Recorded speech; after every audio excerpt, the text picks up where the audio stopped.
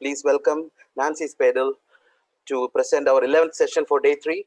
She will be speaking on stimulating innovation and maximizing business outcomes. Madam, please take over from here. Hello, thank you for the welcome and thank you for having me on this prestigious event. I'll spend a little bit of time introducing myself so you know who I am and my background.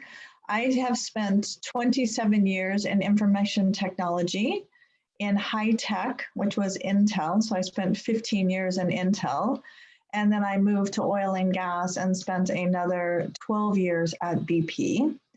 In Intel, I managed a lot of the automation and innovation around Intel's supply chain when it came to implementing custom-made technology or buying off-the-shelf capabilities to manage the complex state of Intel's supply chain. And then I actually moved into a role where I created a competitive intelligence benchmarking capability within Intel. And that was my move to BP.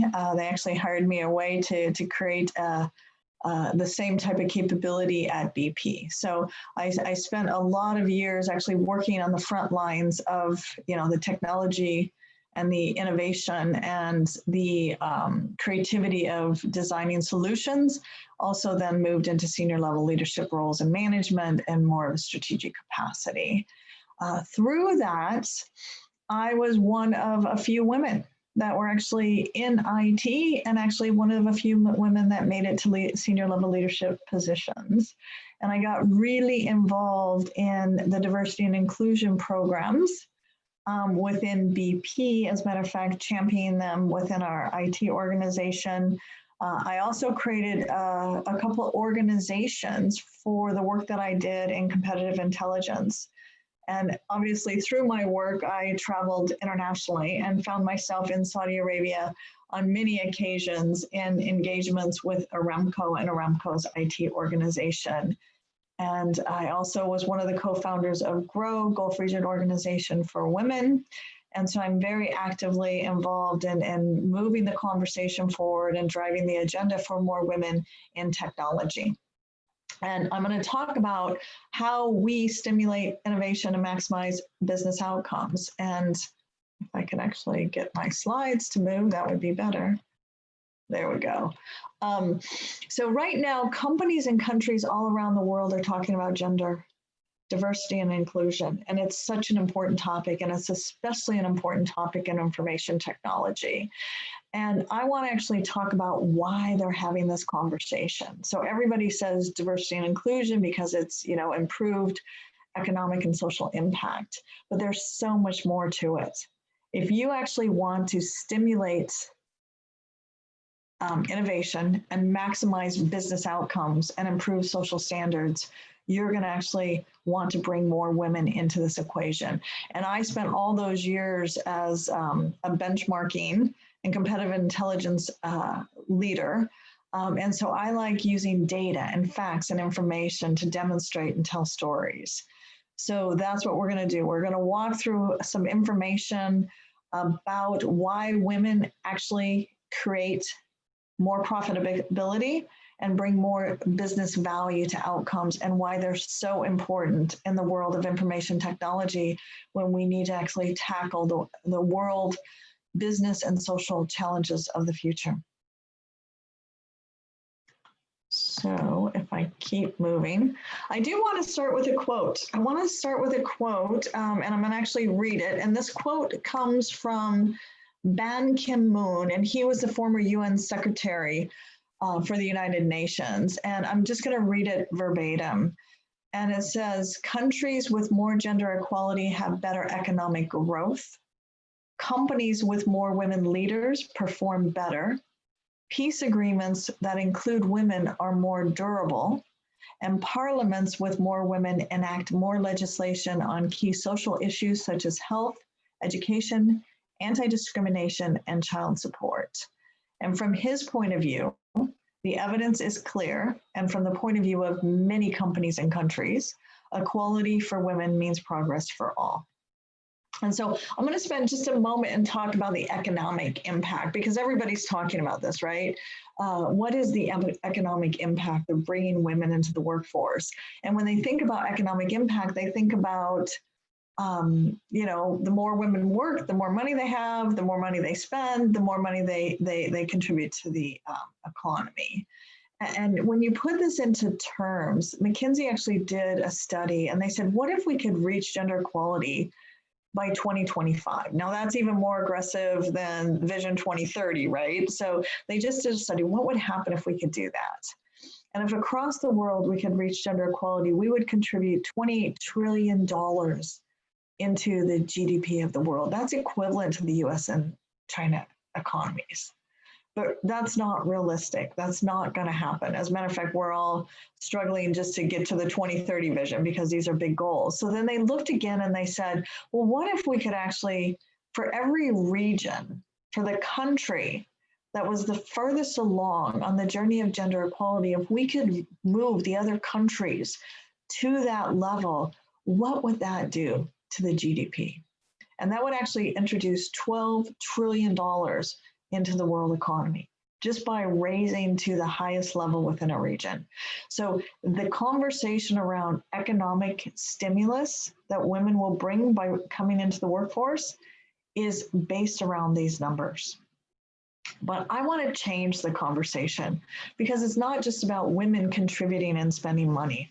I want to talk about what is the real value that they have when they come into the workplace. And especially from someone who worked in information technology and led major programs and major teams across the world and had an opportunity to work in a diverse environment.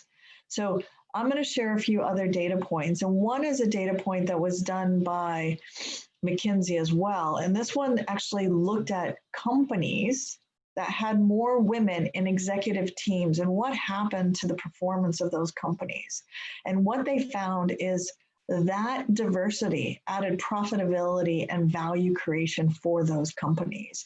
As a matter of fact, for the teams that had more gender diversity, for the companies, I should say, that had more gender diversity, they were actually 21% more likely to be more profitable than the teams that didn't. And a more telling statistic is the companies that had lower gender diversity were actually 27% less likely to have higher profitability. So the conclusion was, at the executive level, at the senior level leadership positions, having women in those positions actually benefited the companies from a profitability and a value creation perspective. So the outcome of this study was women are good for business. But let's take it to the next level. And now what I want to talk about is team performance. How do women contribute to supporting team productivity and innovation? And there were two studies that were done. One was done by MIT and the other one was done by Google. And this is what they found. So the MIT study actually looked at 700 participants, and it created scenarios of teams, and it put teams together that were teams that had higher IQ versus lower IQ. And those teams with a higher IQ did not outperform the teams with lower IQ. They put teams together with extroverts versus introverts. And the teams with more extroverts did not outperform the teams with more introverts. They found three primary characteristics that led to team performance. And just so you know, they actually did this study twice. They did it in 2010, and then they recreated it and did it again in 2015 and came back with the same conclusions. The three things that they found that stimulated team performance was, first of all, inclusion. The teams that contributed more equally to the team's discussions and everyone contributed, which is the definition of inclusion, where actually it was a key factor in performance. The second one was emotional intelligence.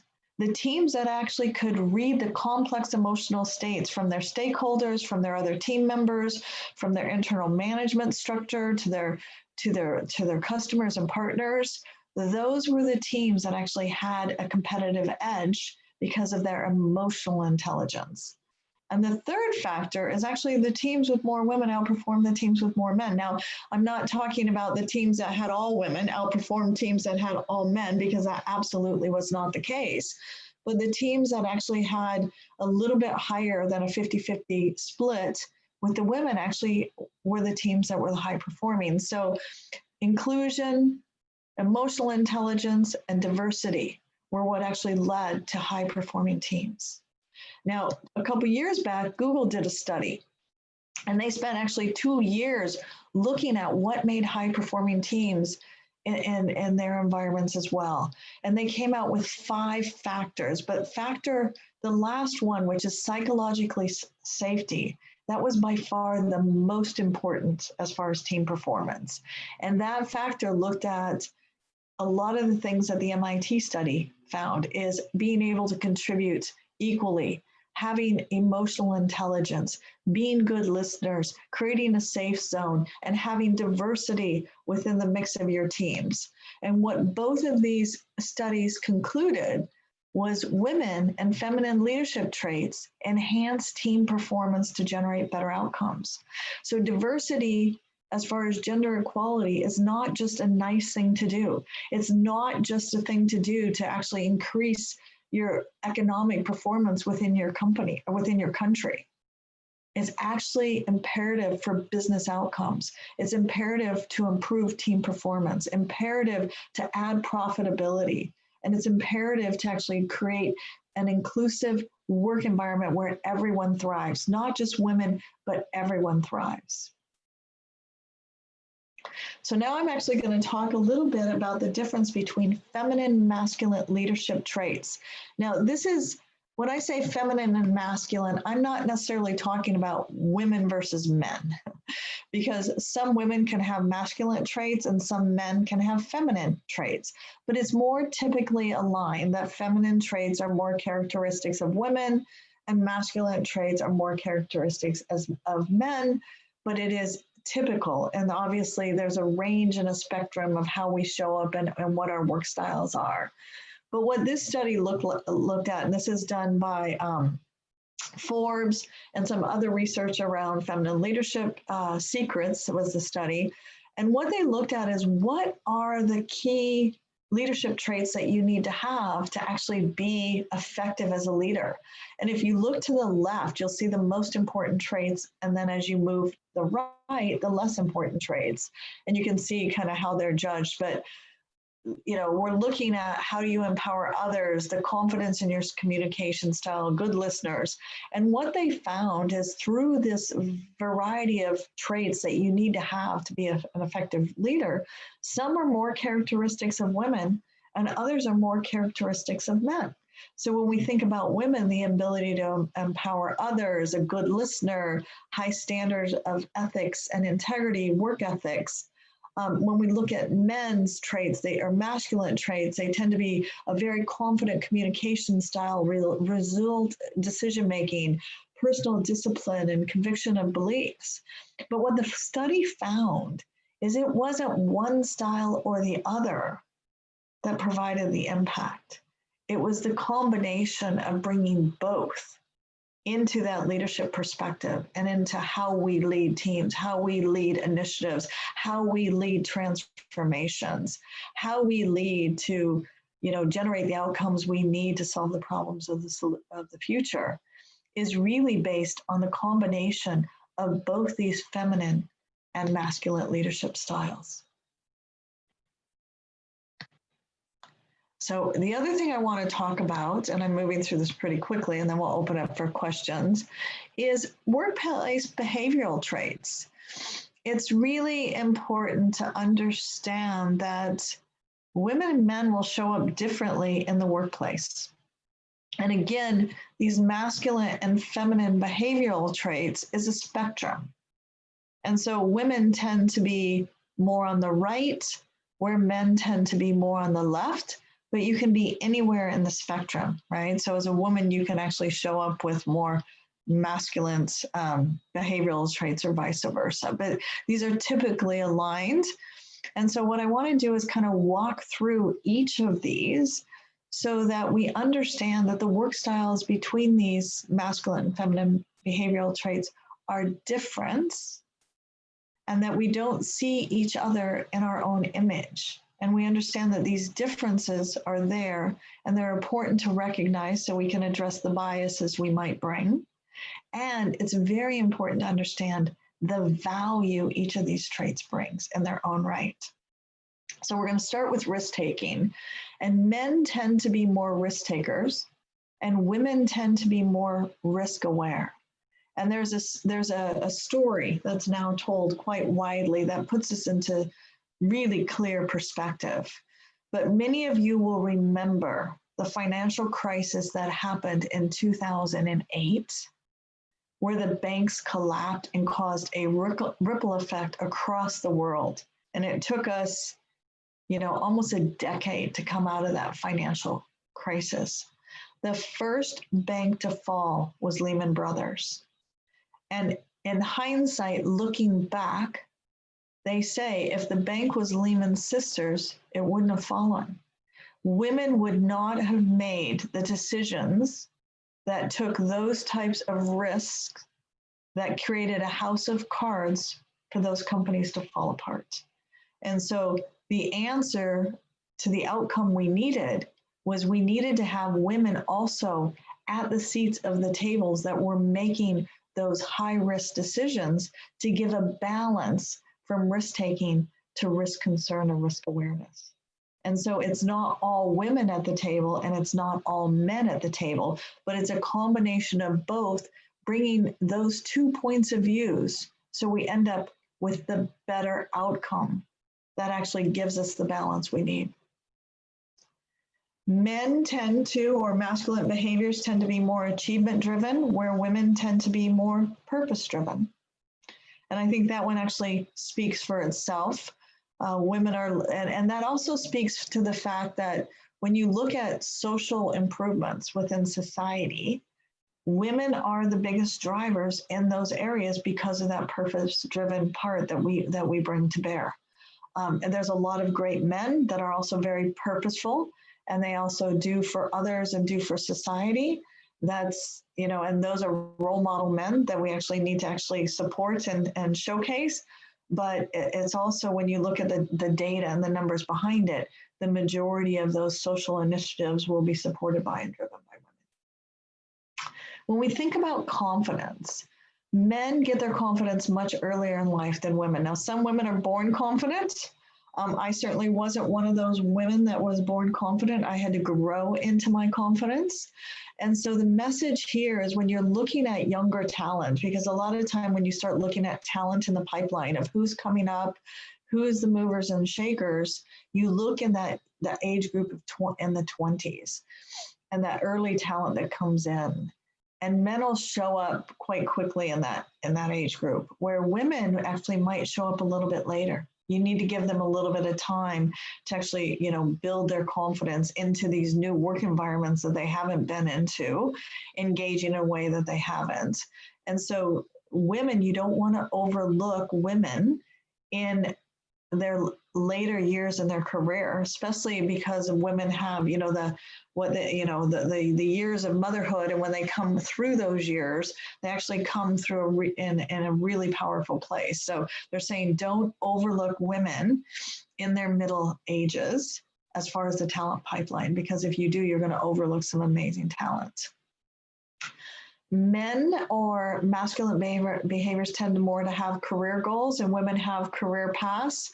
A good story to describe this is when I am asking one of my male employees what is their career aspirations over the next 6 years, they will tell me they want to be a vice president, they want to be a director, they want to be leading these initiatives, or they might want to be the CIO. But their career goals will be very, very lofty, considering we're talking about a 6-year window. Where if I asked a woman the exact same question, she's going to think and she's going to say, well, let's see, right now, maybe I'm a business analyst. In 3 years, I can become a project manager. In another 3 years, I can become a program manager. So in 6 years, my career aspiration would be to be a program manager. And so as a woman manager, because I would think in a career path mind, I would think the man's aspirations were out of touch with the reality of the learning that needed to happen for him to achieve those things. But if it was a male manager having the same conversation, he would actually think in his mind that woman's not very ambitious. She doesn't have aspirations to have this great, huge career.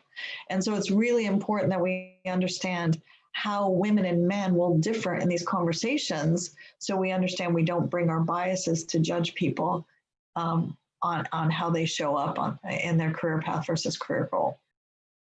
The other area that's really important to note the differences is how we network between masculine versus feminine behaviors. As men are much more strategic networkers. They're better at networking. They network to create the relationships they need to advance their careers. They network in a way that they support each other across the aisles, where with women, we're much more relational networks. It's about our friends, the relationships we have.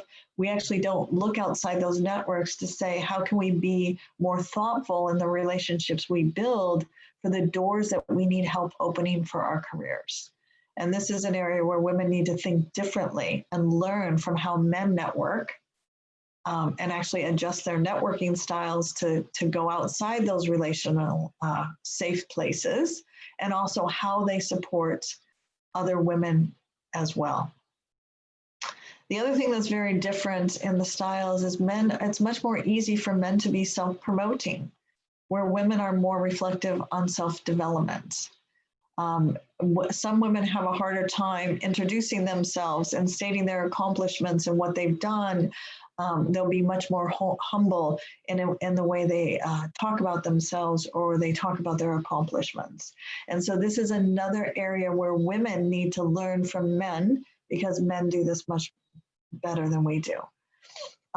And then the last area is how we seek sponsorship, right? So everybody knows, or everybody should know, there's a difference between mentoring and sponsorship.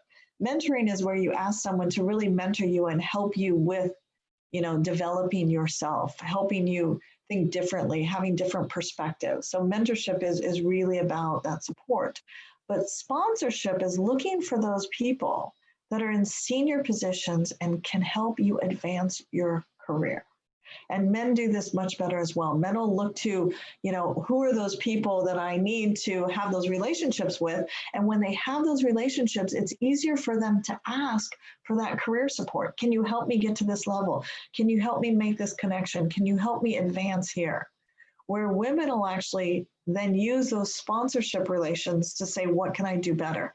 How do I improve? And so that's another thing too, is as sponsors, if you're a male sponsor of women versus men, you need to know that this is just a different style. And as sponsors, even though women are asking for development, they're still ready for that support. So those are some of many different characteristic traits, but it's important that we start to raise awareness between these differences, so we don't see people in our own image, and we add a space for diversity and inclusion based on these different work styles. Because when we do that, that's actually when we get to have the productivity from the teams, the innovation that both genders bring, and the business outcomes that women help enable. And on my closing slide, what we have come upon is the golden age of women leadership. And this is happening all around the world. Companies and countries are talking about gender equality, they're talking about inclusion, but there's a reason they're doing this. It's about how to generate business outcomes. It's about stimulating innovation. It's about improving productivity. And if we're going to tackle the global technical, business, and social challenges of the future, we need all the talent at the table, and we need to give them a space to thrive and contribute. And so my takeaway is stimulating innovation and improving business outcomes equals diversity and inclusion. So I'm going to pause there And I'm going to open up for questions.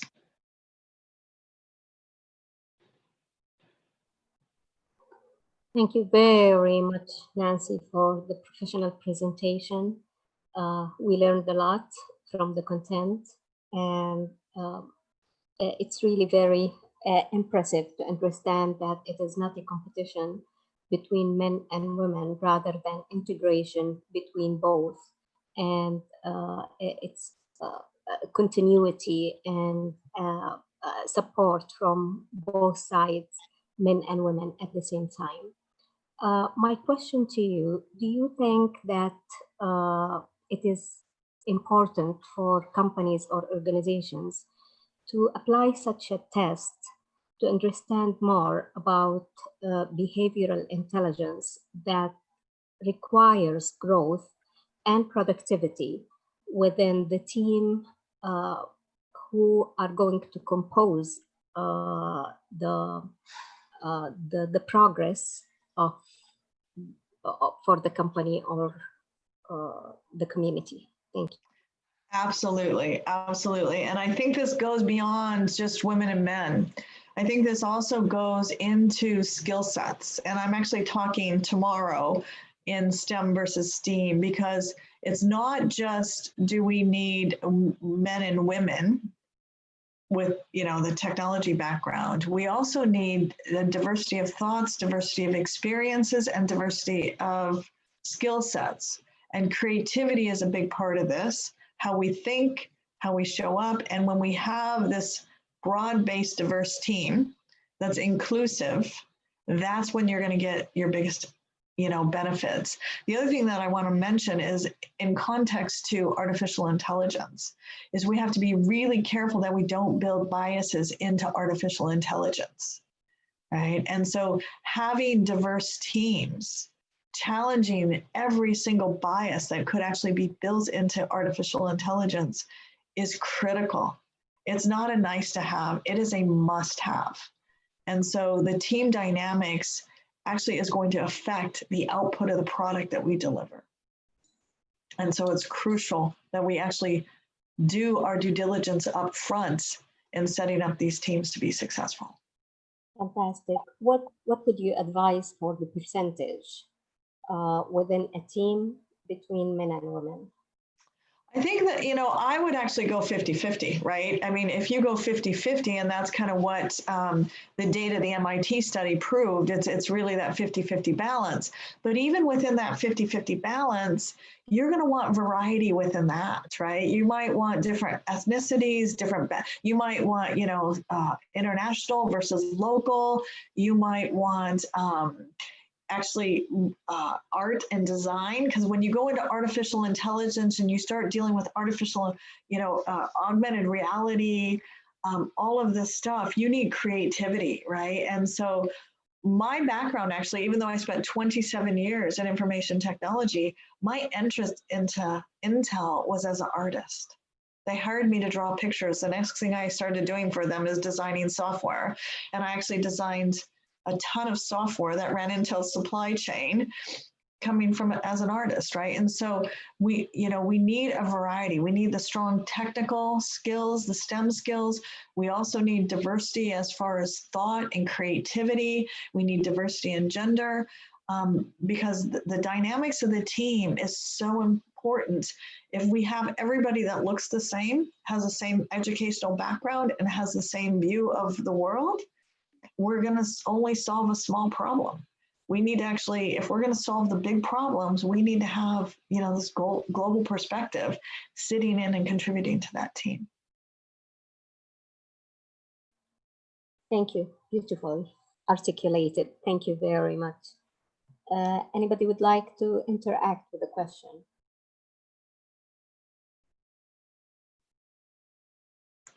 And I can't see the chat, so if anybody's in the chat.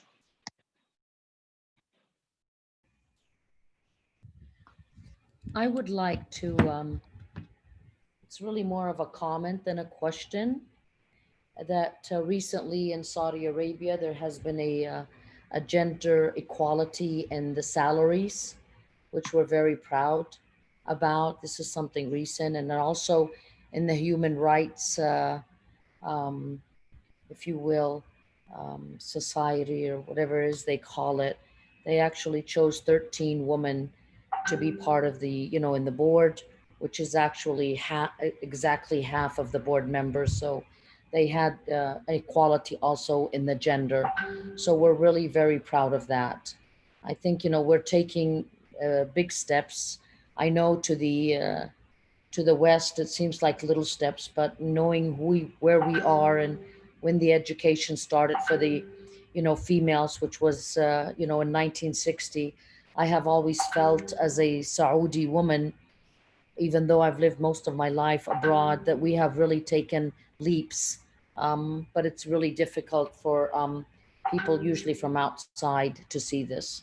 And I'm And happy with actually, the changes that have been occurring recently under, the Crown Prince, who has involved a lot of the, younger population are with these skills. And for us as the older generation, it thrills us because we have always taken the, if you will, motto to be the role models for the new generation. But now the new generation is flying.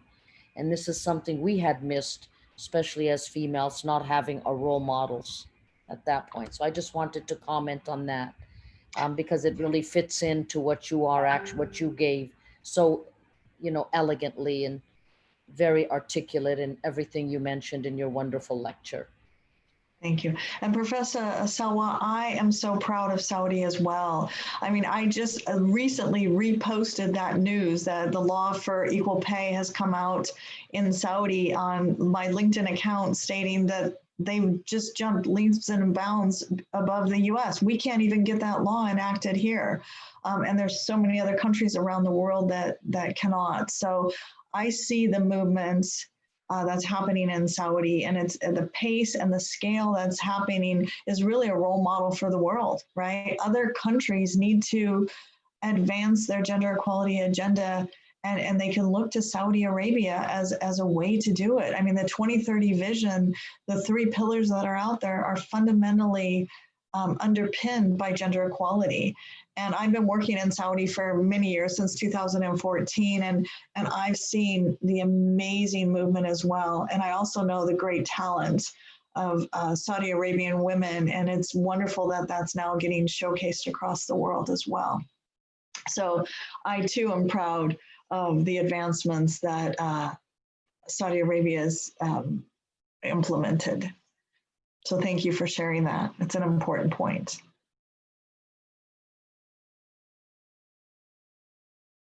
Any other questions? Everybody's pretty quiet. I guess the one cool thing I would ask is the men. So the journey for gender equality is not a women's issue, right? It's a society issue. And we cannot progress gender equality unless we have what I call amazing men working with us, right? We have to have those amazing men that stand up and become allies on this initiative and embrace and understand the value that we bring, even though we might bring it differently, to give us that space at the table, to give us that place at the table. And this is not just a Saudi issue. I spent 27 years in information technology and high tech and oil and gas. There was only 20% female, in those companies, in those roles. And when you moved into senior level leadership position, there was less. So this is a global situation, and it's a gender situation that, the World Economic Forum predicts it's going to be another 100 years on average before we reach gender equality, and in some countries 200 years. And, my objective now is to move the dial on that, advance gender equality at a greater pace. And we can't do that without men supporting and helping us on this journey. So for every man that attended this call, first of all, thank you for being here. And secondly, I would like to hear from you what your thoughts are on this topic as well. If I may, I just want to echo what you mentioned, Nancy.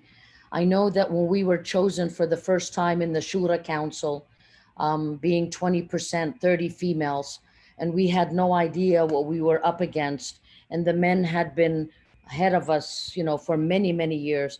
If it was not for the Saudi men who supported each and every one of us and directed us, we would not have succeeded in that sixth term where the females were first asked to, you know, to join. Not only did they help us, but they welcomed us. And I think a lot on the outside world always look at the men, the Saudi men, as being an obstacle. And I will tell you, it is not the Saudi men that have been obstacles to the woman's progression. Many a times it's actually the other woman that, because they don't want to get out of their comfort zone, being cared for and supported.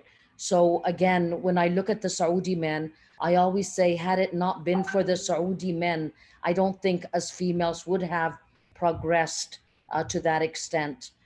In my workplace as a surgeon, all my mentors had to be men because we were the pioneers. And had it not been for the Saudi men, I don't think I would have reached the heights or the leadership that I have reached today. Yeah, and I can relate to that as well. I can absolutely relate to that as well. There have been many men in my career that have supported me, helped me, and encouraged me. And so for those men, I am forever grateful. Yes. Yes. And women need to do a better job of supporting and helping each other as well. So that's also a big, important point that you're raising.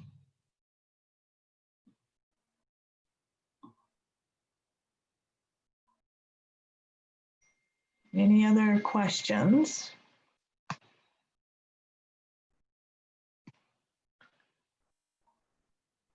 So Fatima, if there's no other questions, should we, what do you recommend? Yeah, I think there is no other question, and I would like to thank you for this professional presentation. And the AI Society is going to learn a lot from what you have presented today. And I'm sure it is going to be, once it is uploaded to the YouTube, everybody can join there and listen to the wonderful advices that you have given us all. Thank you again. And we look forward to meet you and see you participating with us in a different events. Thank you, Nancy. Fantastic. Thank you all. It's great to be here, and I really appreciate the venue and the forum to have this important conversation. God bless you. Thank you. Thank you.